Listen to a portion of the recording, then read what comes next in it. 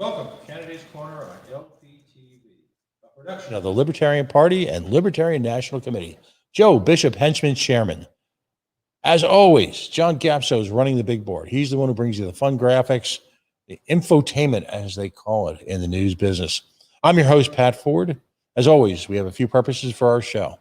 We want to give the Libertarian community an opportunity to meet our wonderful down ballot candidates, except in a surprise or not so surprise twist. In this case, we're going to give you an opportunity to meet our wonderful down ballot town councilmen. We want to challenge them to continue to incorporate what we call lunch pail voter issues into the conversation, but through the prism of a libertarian perspective. And equally important, to create a bond, a recognition that someone like Will Hyman, who's running successfully for the Clarksburg City Council, is just as important to the folks in Rhode Island or Boston as well, someone running in California, because ultimately, folks like Will are what we call proof of concept. For many of the folks that in his community, he will be the first person that will be a libertarian leader in their community, stewarding community resources, not governing, but stewarding community resources and providing an example of the statement of principles, our philosophy, our platform, an example of how it works in the real world. It's that important. Will Hyman, welcome to the show. Thanks for joining us tonight. Thanks for having me. It's a pleasant surprise. Well, it's you had an election. I did. You won. I did. Now we're going to talk. There is someone's a little unhappy about that, it would appear, and is running a recount. Yes, it's true. And we'll talk a little bit about that. Yep. But ultimately, we want to talk about your campaign, how you got there. What was the special sauce? What was the secret ingredient to get you past the finish line, which has been a challenge for so many great candidates around the nation. But we got to start from the beginning. Tell us a little bit about yourself, and also give us a sense of what your libertarian moment is. What brought you to the party? What made you pursue elected office, and what made you work as hard as you did to achieve this level of victory? Sure. Yeah. So I live here in Clarksburg, West Virginia. It's in the north central area of West Virginia, we're kind of about 2 hours south of Pittsburgh, Pennsylvania, probably an hour west of the Ohio River, and probably about 4 or 5 hours from Washington, D.C. So we're kind of in the centrally located area of West Virginia. I've lived here for 15 years now. I didn't grow up in this area. It was my parents' home, and like many Rust Belt cities all over West Virginia, Ohio, Southwest Pennsylvania, it was severely affected in the 60s and 70s in the decline of the industrial centers of West Virginia and, like I said, Southwest PA and Ohio. And so my parents moved away in the early 70s. My dad enlisted in the Navy, and he never returned to this area. So where I live here has been on the decline for 60, 70 years now, as just part of the industrial decline of our Rust Belt. So I moved here about 15 years ago after I graduated from college. I went to the Art Institute of Pittsburgh, where I graduated there in 2003. And me and my girlfriend at the time, my wife now, we moved here to Clarksburg, and we bought a house. And at the time, I was a registered independent, and I started getting into politics pretty heavily. I don't know, maybe 2006, 2007. And of course, I got swept up in the Ron Paul revolution. And that's when I felt I was a libertarian. But, it took me a while to become a registered libertarian here in West Virginia, because at the time we were a minor party, and, we didn't really have any, at the time we didn't have ballot access and anything along those lines. So it was difficult to be one of those, as an independent here in West Virginia, we can select our ballots, so whether it's Democrat, Republican. So, we had that access as an independent. So, it was difficult for me to become a libertarian. However, around 2012, 2013, 14, in that time frame area, I started getting involved with some libertarians across the state, namely John Buckley and David Moran. And these guys were they're the forefathers of the Libertarian Party here in West Virginia. They got ballot access. David Moran ran for governor several times. John Buckley ran for, I believe, Attorney General or Secretary of State, rather. And, these guys, put everything on the line and got our party major party access, ballot access. And, they wanted me to get involved. And it took some time. And finally, in 2018, I ran for House of Delegates here in West Virginia, which is a partisan election. And, here in my district, we have four House members in our district. We have a multi-member district. So in my election, I was always running against 4 Democrats, 4 Republicans, and, me, the Libertarian. And in both elections, we had an independent candidate. And then I also ran in 2020, and we had a Mountain Party candidate, which is the equivalent of the Green Party here in West Virginia. So, I've been involved in party politics here, or Libertarian Party politics here, for a while now. Now I'm the West Virginia State Chair of the West Virginia Libertarian Party, and looking forward to doing some great things there as well. Excellent. Talk to us about West Virginia politics. Now, you've got some guy named Byrd who was there for a long time, and now you got some guy named Manchin for a tiny little state. Now, of course, I got for Rhode Island, so we're about the size of probably Martinsburg or something. But it's not one of these enormous states. It's had its economic challenges. Yet at the same time, you've got this tradition of electing people who are larger than life characters.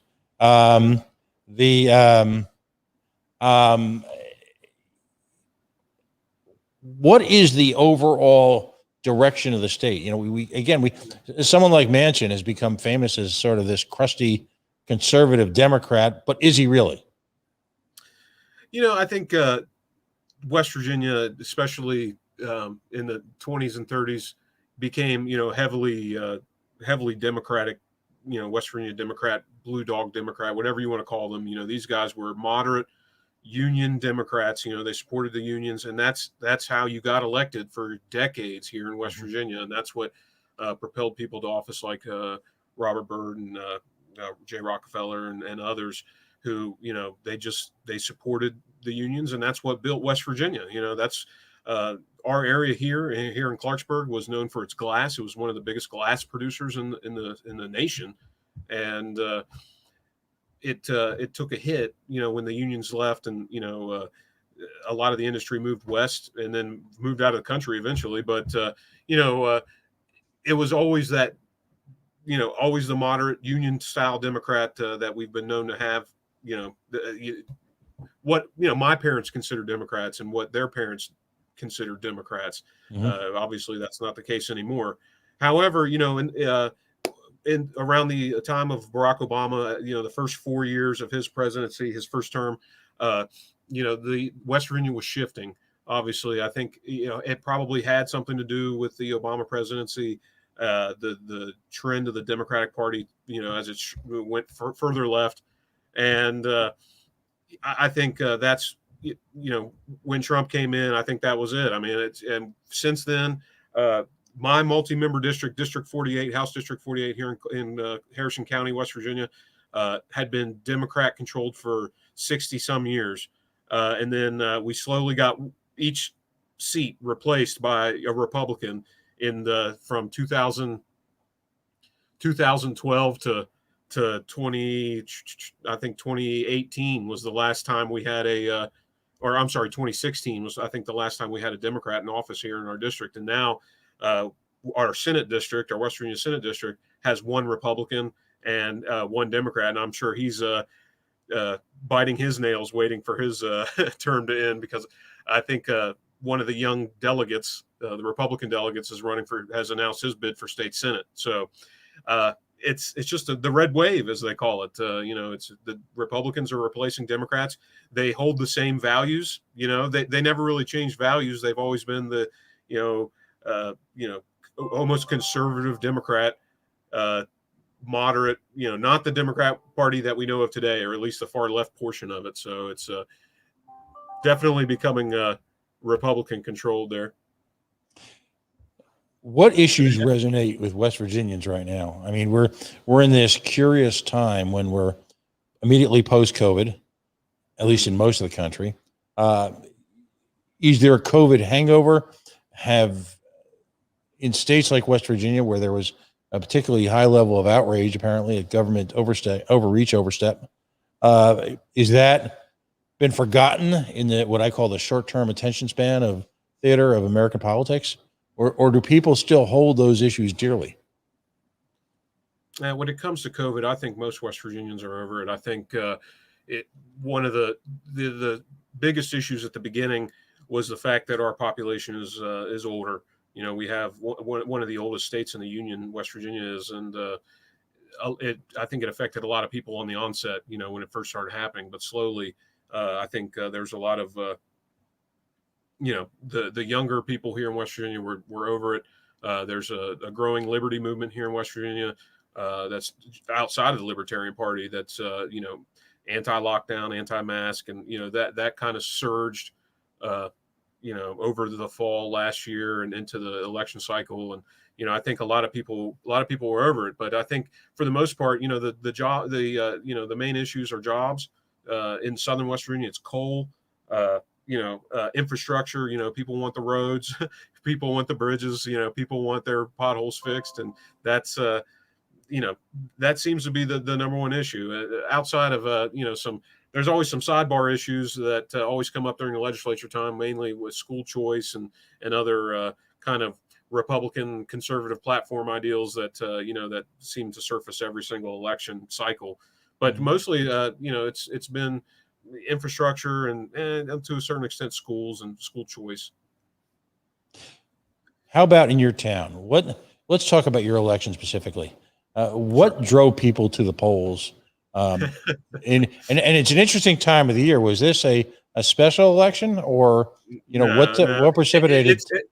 It's funny you said drove people to the polls, because the last several years our city has had the most horrible turnouts. I think 2019 it was 17 or 18%.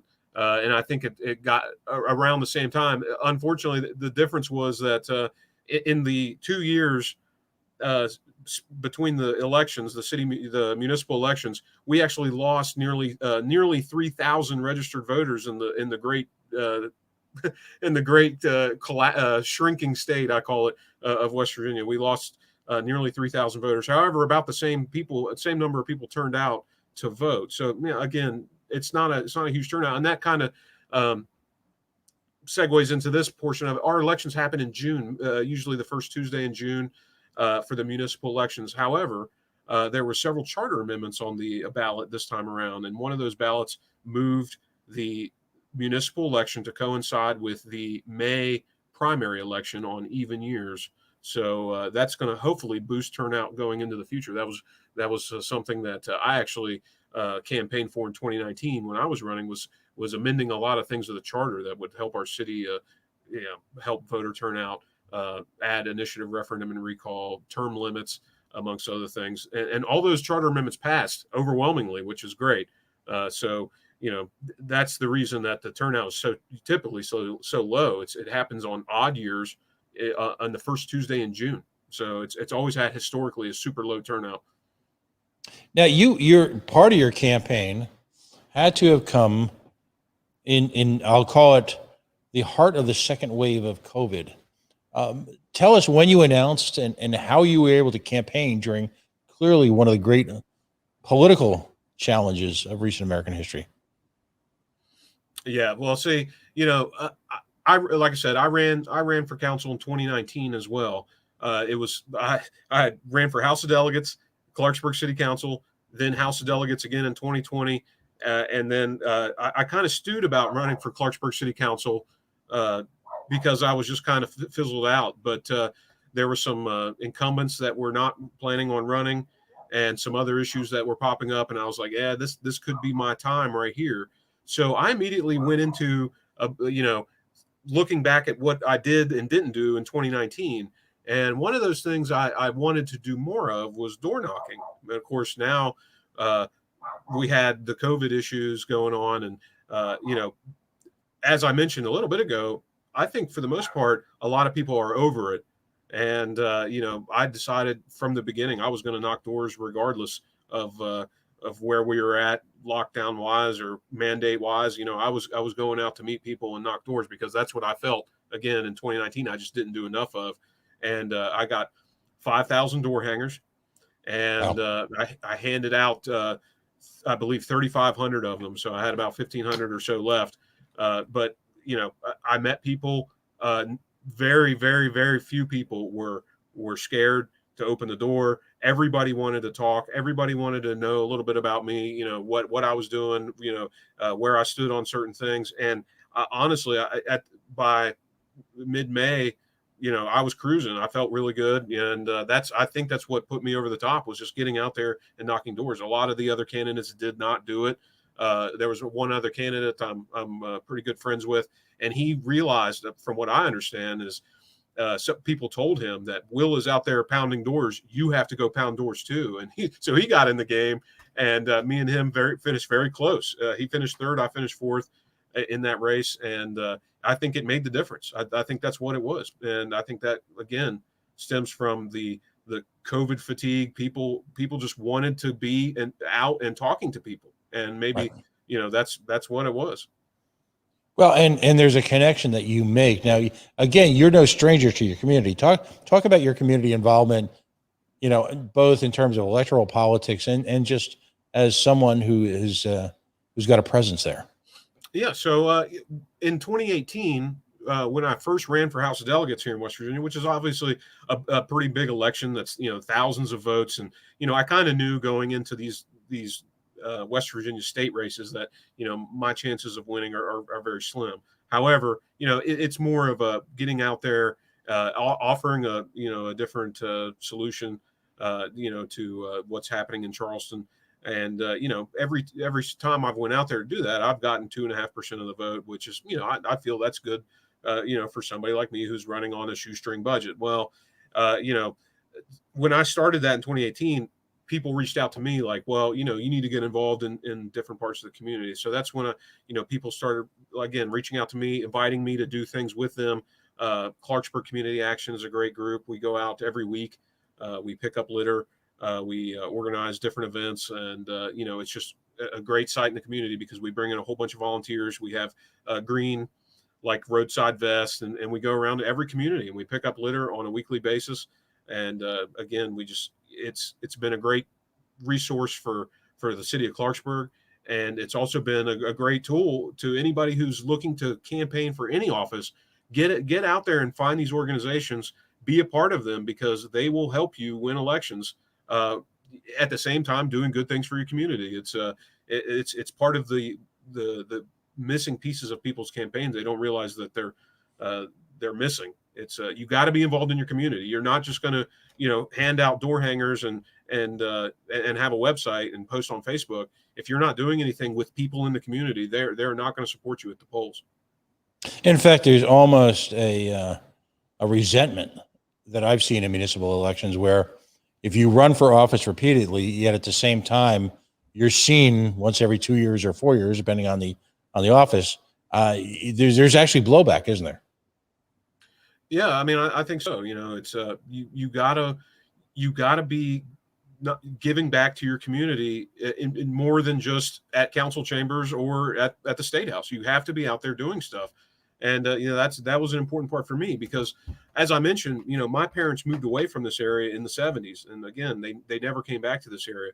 So when I moved to this area, I only had a few family members, and namely my grandmothers and some cousins and a couple uncles. And so my family never stayed here and did things in the community that other people have done.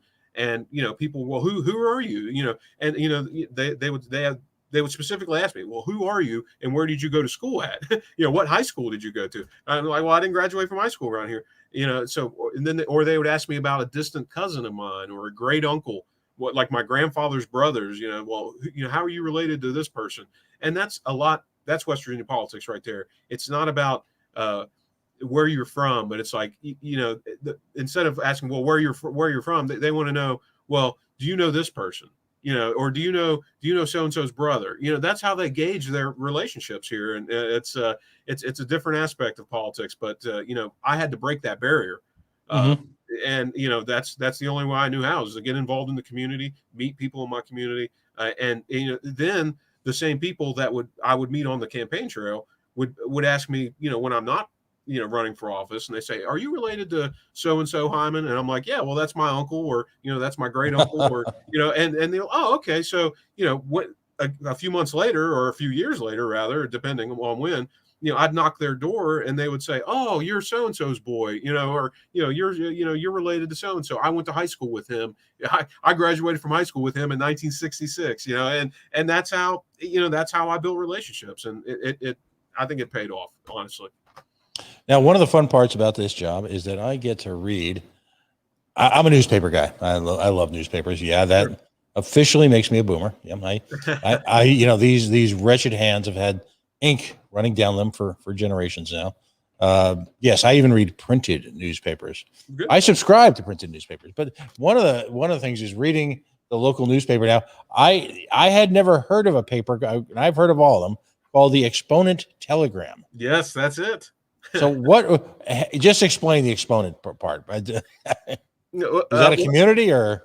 Well, it used to be the Clarksburg Telegram, and then they had a Clarksburg Exponent, and I believe at some point the papers merged. And I want to say that was probably in the 60s, 70s, or 80s, sometime in that time, before my time, I should say, before I lived here, rather. I'm not quite familiar with the name behind it. I know the owner was tragically killed riding his bicycle. That was like 15 years ago now at the time. And it's not a bad paper. I personally don't get it, but I tell you what, I did differently in this campaign in 2021 campaign. I made it a point to advertise in the newspaper, and I got 3 full-page ads, and I bought a 4x4 sticker on the front page the Sunday before the election. And that was Right. one of my biggest purchases from my campaign financing. And again, I think we're trying to reach a demographic here in my city that's older, that reads the paper on a religious basis almost. They get the paper every day, and Boomers. that's where they get their news. Boomers. But and I think again that paid off. And considering all things, it was the biggest part of my campaign financing. Raising money and spending money, but in the grand scheme of things, I only spent about $4,500 total. So it can be done. And that's another aspect of it. If you do want to win an election, I'm sorry, you will have to either raise money or find money, and then you'll have to spend it, because you can't do it without it. It's and let's talk about this, because this is a show where we talk about how to run elections and what worked for you. Did you have events? Did you just literally ask? And by the way, just let me jump in kind of one of our mantras on the show. I have well-meaning candidates come on the show all this time and say, "Well, we don't really want to raise money from people. We don't want to take money from people." And I stop. If we had this, sometime we're gonna have to get that screeching record sound effect, because raising money accomplishes 2 things. Captain Obvious here. Yes, you were able to buy extensive newspaper ads in a population where it mattered. Mm-hmm. You knew enough about the community to sense that. You did it. It may, in the tight election that you ended up winning, it may have made the difference. Yeah. Now, in order to do that, newspapers have yet to catch up with the fact that they are obsolete. No one's informed them that, obviously, because newspapers can be outrageously expensive to advertise. Now, I'm not taking shots at the fine Exponent Telegram, where I have been able to read all about the Notre Dame and St. Mary's administration, their changes to offer closer relationship and more affordable education. And these are issues that I wasn't cognizant of, but at the same time, it's bloody expensive. So when you get money from people, it buys stuff. It buys how many door hangers did you put out, by the way? I bought 5,000 door hangers, and compared to 2019, I had 1,500. And and I said, well, if I'm going to reach the number of people I need to reach, I'm going to have to buy several more door hangers. So, I immediately, that was kind of a goal from the beginning. I said, I'm going to buy 5,000 door hangers. I'm going to hand as many as I can out, as many as I can. And like I said, I handed 3,500 out. It got to a point where in the end where I just had to leave literature instead of knocking doors. So because I was just out of time. I was go ahead. I've been in sales most of my life, and I can't overstate one simple fact. The biggest cardinal sin as a salesperson is to not ask for the business. By a logical extension, the biggest cardinal sin of running for office is not asking for the vote. And the ways that you ask for the vote are by having a serious presence, and particularly for the older generation who still vote, and quite frankly, vote in a higher percentage of their population than younger folks. All right. The way to be taken seriously is to have a presence. And I'm not saying that's fair. I'm not saying that's right. I'm not saying it's appropriate. Yeah. But it's a fact. Yeah, and it's absolutely true. No. So if you raise money from people, and I know this libertarians hate this part of it, hate it. But if you raise money from people, number one, you get to buy the stuff like I've been building up to. But number two, people have an emotional investment in your campaign. They will talk about your campaign. They will promote your campaign because of the simple fact that they gave you money. And they will feel, if you, in a well-run campaign, will remind people that how grateful you are that they decided to invest in your campaign. We're going to use a Democrat's word. It's not a tax. It's not a collection. It's an investment, right? So they invested in your campaign, and those reminders very often will lead for them to reinvest in your campaign. And we as libertarians can't win elections until we have money. And again, that stinks. It goes against everything so many of us believe in or feel comfortable about. But you know what? Everybody else is asking for the money, and everybody else is putting in the newspaper ads. So go ahead, buddy. I'll go ahead and interject. When I ran for House of Delegates in 2018, in an election where I knew I had zero chance of winning, I reached out to people. I said, "Here, contribute to my campaign," and I raised, if I remember correctly, about $2,500.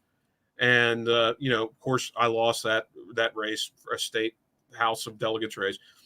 So immediately after that, I ran for Clarksburg City Council in 2019, and I asked for some money again. And that time, I raised about $800.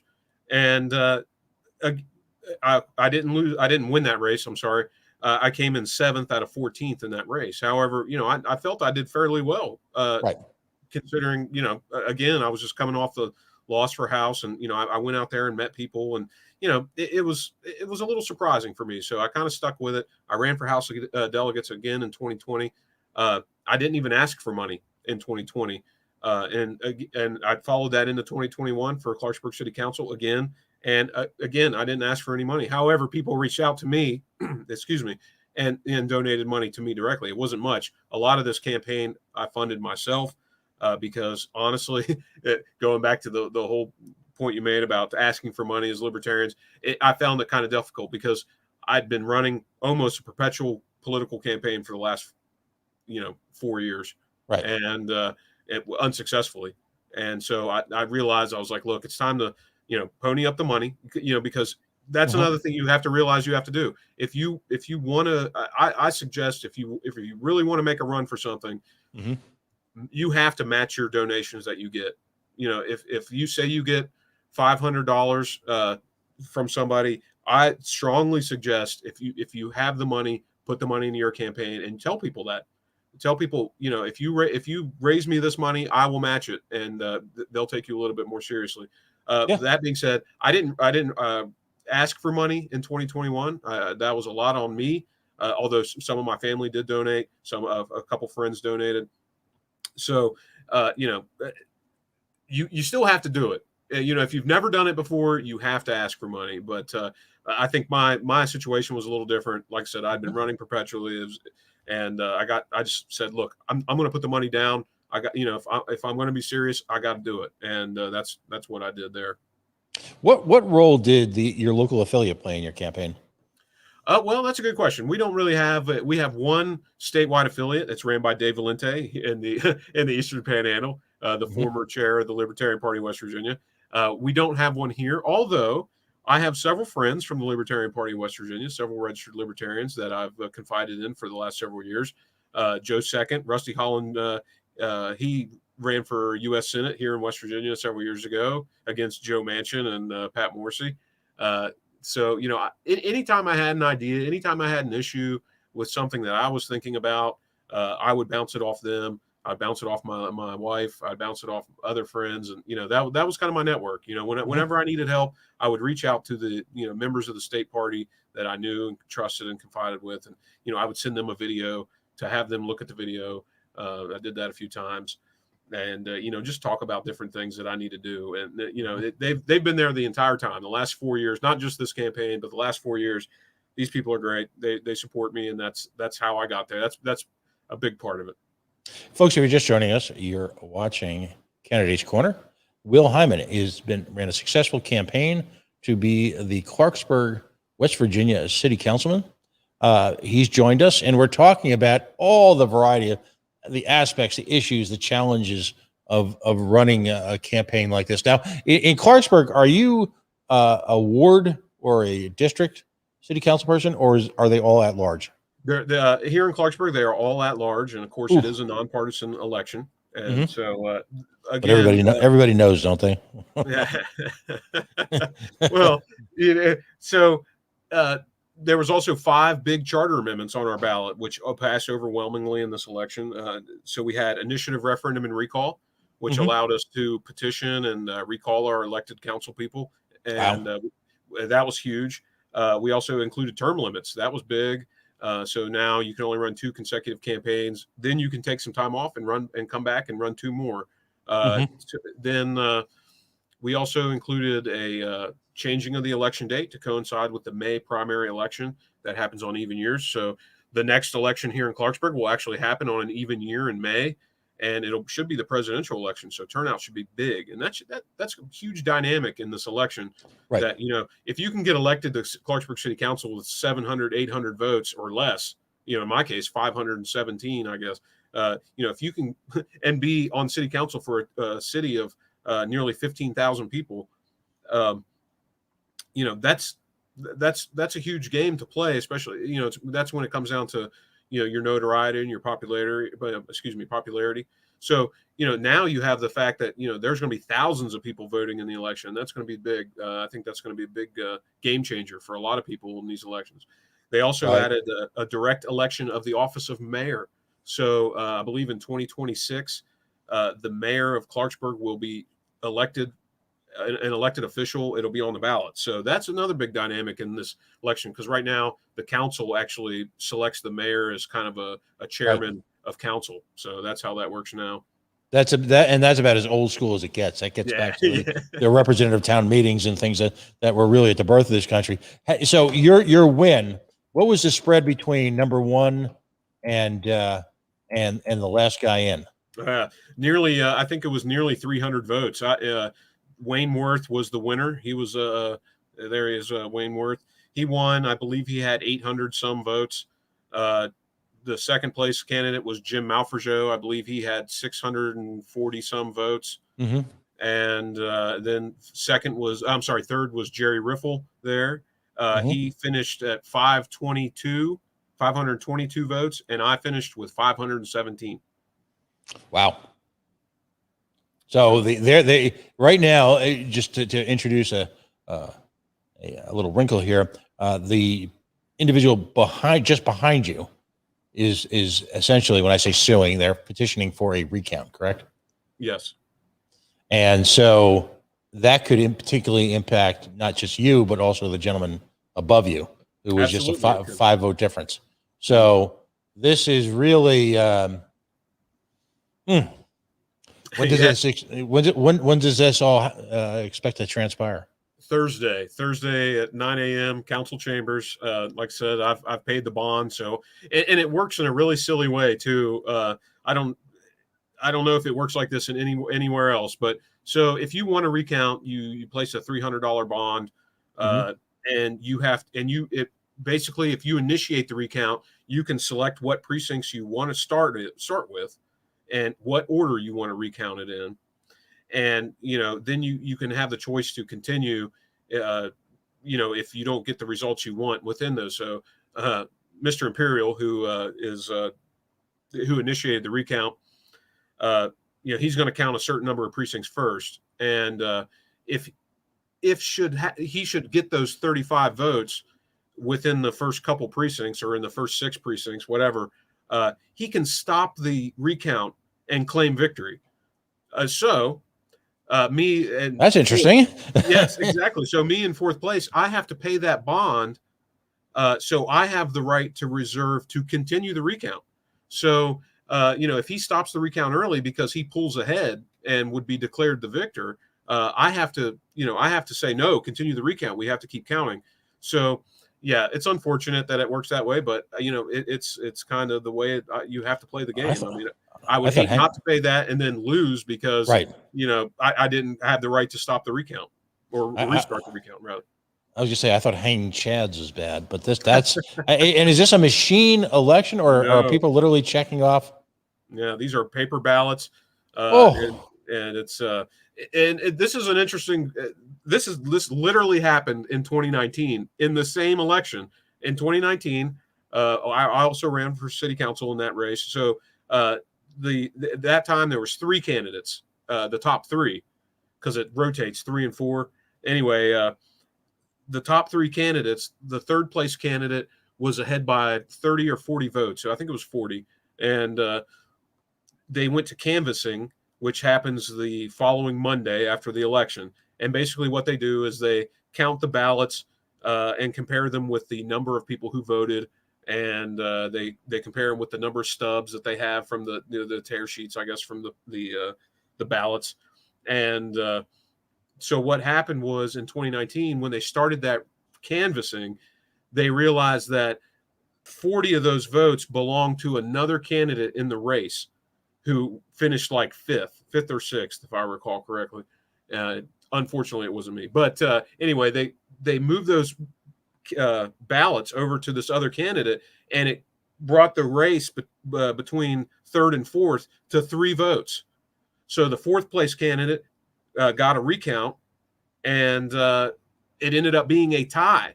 And they drew a name out of a hat to decide the 3rd place winner in the 2019 municipal election here. So I'm not looking forward to that. I do not want that to happen. And I'm hoping the 35 votes will be enough to keep me in 4th place. I mean, well, that's actually a significant amount of votes for a pool that small to have. Absolutely. And I've been telling people that, 35 votes might as well be 350 and with the margins the way they are. Right. And, I'm hoping that stays true. If it's another replay of 2019, I'm going to be very upset. So if you want to pray for anybody, pray a little bit about that. We don't need any more of that shenanigans. No, absolutely. So tell me, let's step back a second. What in between elections, because you've run a couple of times, which is a necessary part of the political maturation process. I mean, you have to. In today's world, you largely, because people are so disconnected from their government, you have to build from scratch a brand. It's really what it comes down to, a brand, isn't it?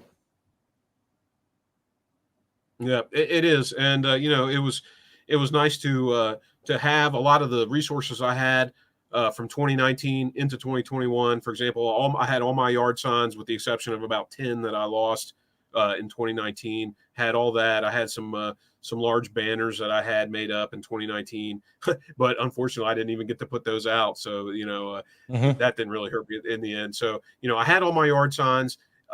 Basically, in 2021, I knew the plan from the beginning. Once I announced my candidacy was two real big things. And that was, I have to knock doors. That was the number one thing. I have to get out and knock doors. In fact, in 2019, when I was out knocking doors, a friend of mine more of an acquaintance, he lived in my neighborhood up the street here, and I was leaving flyers, knocking doors, and he said, "Will, what are you doing? Get out into the other neighborhoods and knock doors. We have 12 precincts in our city." 7 or 8 distinct named neighborhoods throughout our community, and even more smaller communities that are lesser named. And that was the plan from the beginning. Start early, and I started early to mid-April, knocking doors, and knock every door that I could, and not just leave literature, but knock. That was number one. Number two was to expand my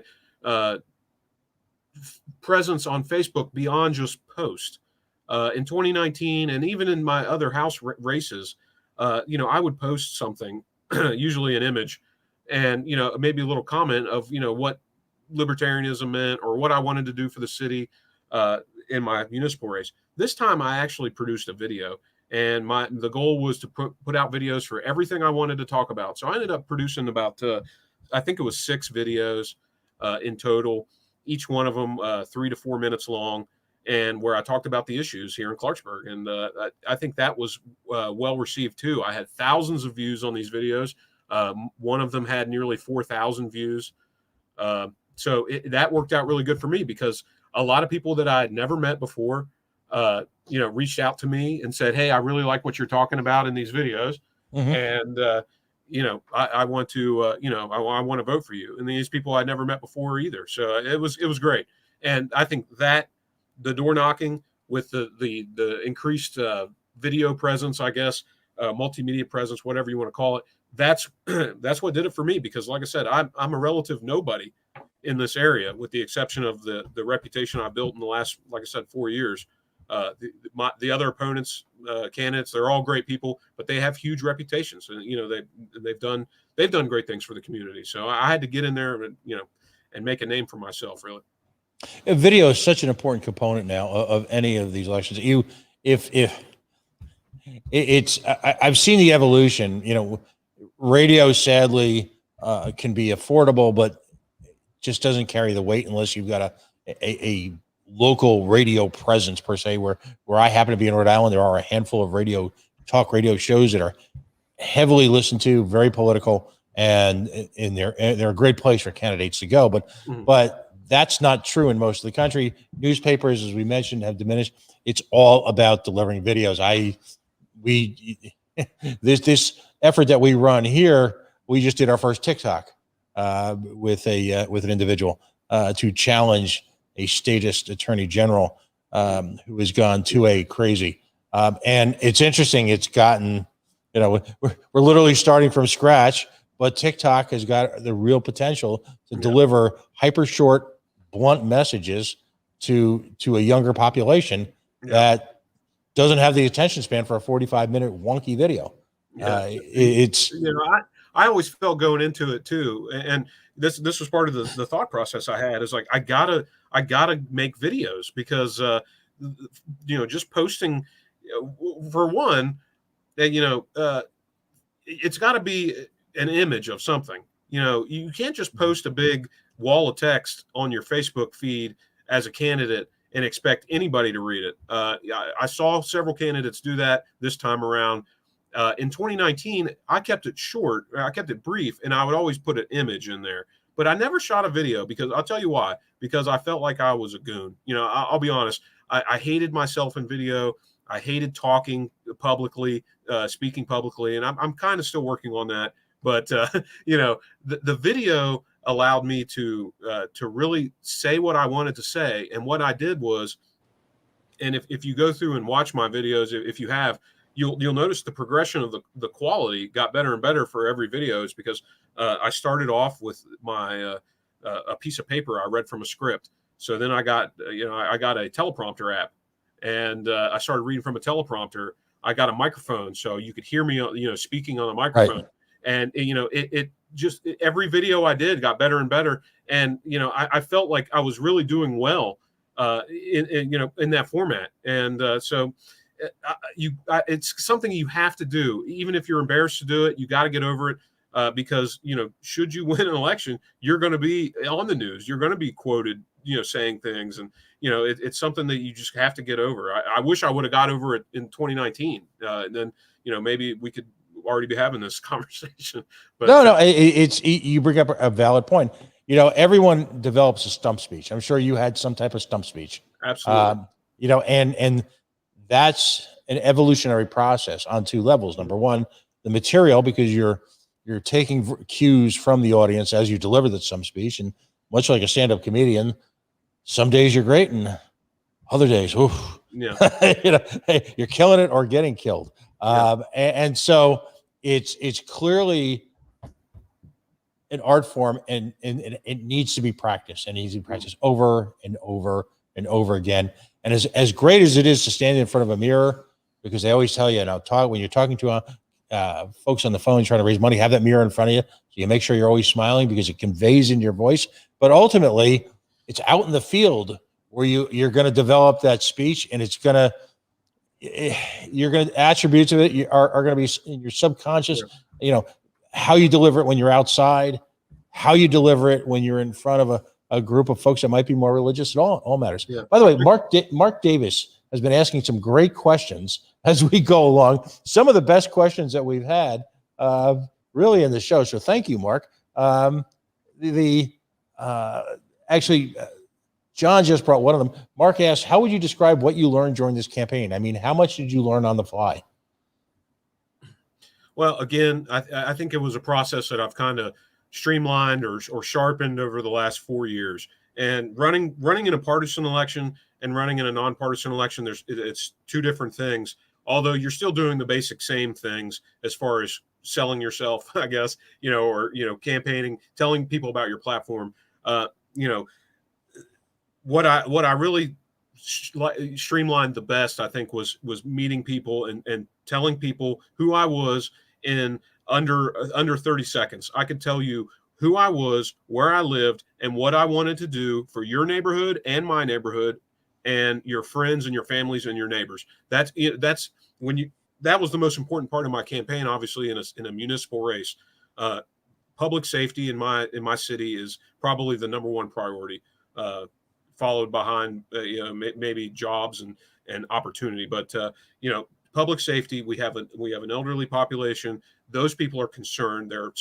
Some of them are afraid to go out at night. They're afraid to go into some neighborhoods, and telling them what they wanted to hear in the first 30 seconds is the key to being successful at the door. You just have to get that message across. And once you say it enough, you can say it in your sleep. I mean, it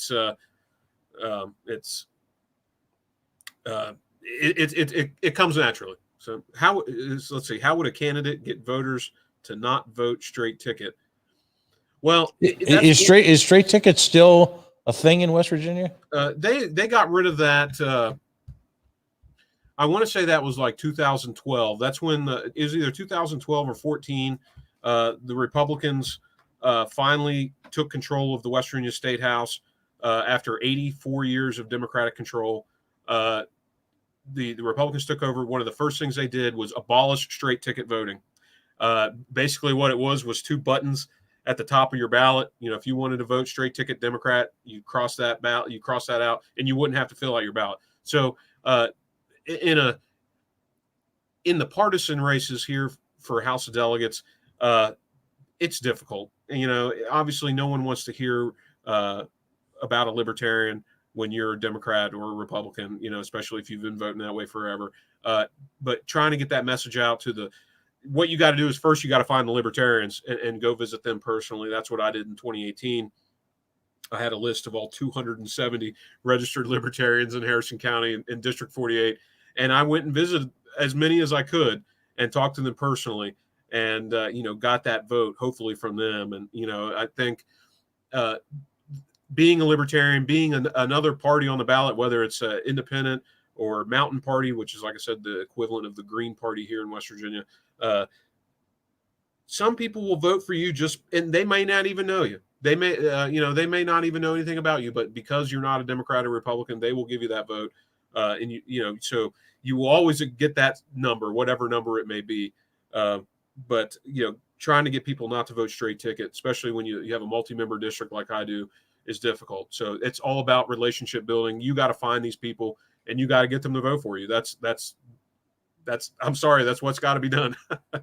How do we translate now? We only got a few minutes left, but how do we translate your success in West Virginia to encouraging other people in West Virginia to run for office? Are you the first elected Libertarian in West Virginia?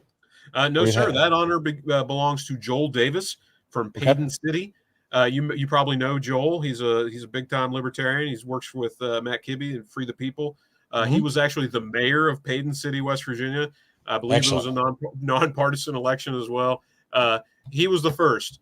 On this last June 1st, me and a gentleman named Danny Moore were both elected to our city councils. I was in Clarksburg. He's in Lumberport, which is a small town outside of Clarksburg.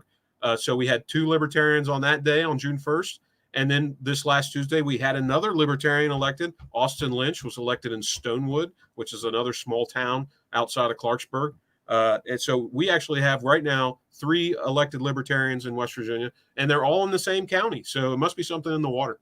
There you go. Are other Libertarians across the state standing up and taking note? I think so. You know, we've had several candidates run for House of Delegates and state Senate and governor. We try to get a candidate for governor every time, right? Obviously, to keep major party status.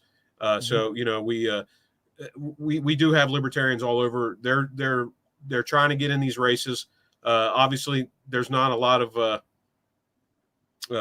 municipal elections as big as maybe Clarksburg's or you know, any other big city in West Virginia.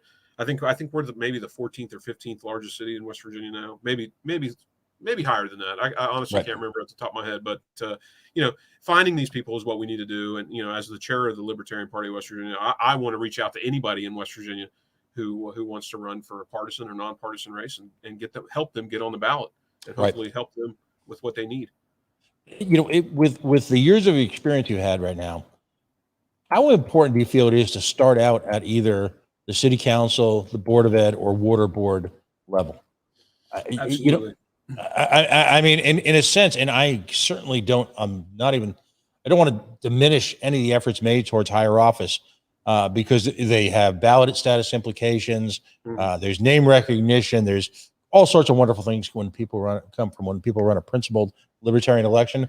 But in terms of someone starting out, I noticed on that ballot there was also a water board, and 3 people ran for water board. I don't know how many positions there were, but yeah, I think two open positions, and there was 3 candidates on the ballot.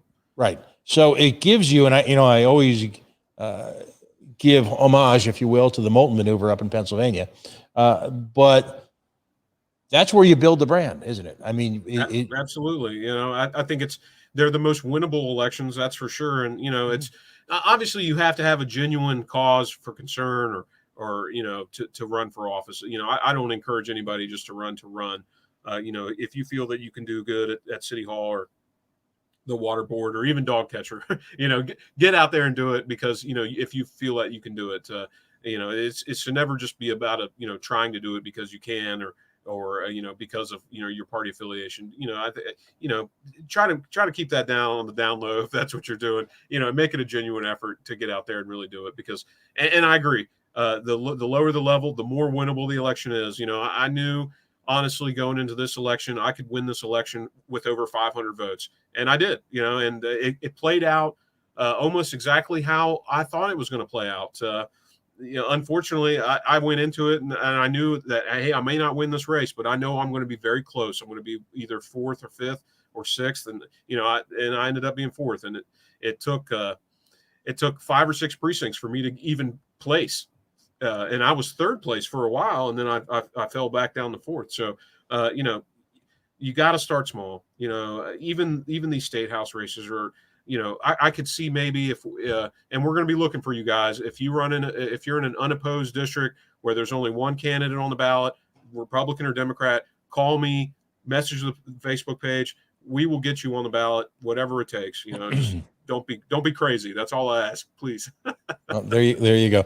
Well, in the last minute or so, I'd love to have you engage in what we call shameless self-promotion. Now, off air, we disagreed with this, so I'm just going to put this out there. You know, if folks hear this, you just had to incur a significant cost for a status challenge to your electoral status. You know, it's $300 fee. There's legal fees. You could easily be in excess of $1,000 out of pocket.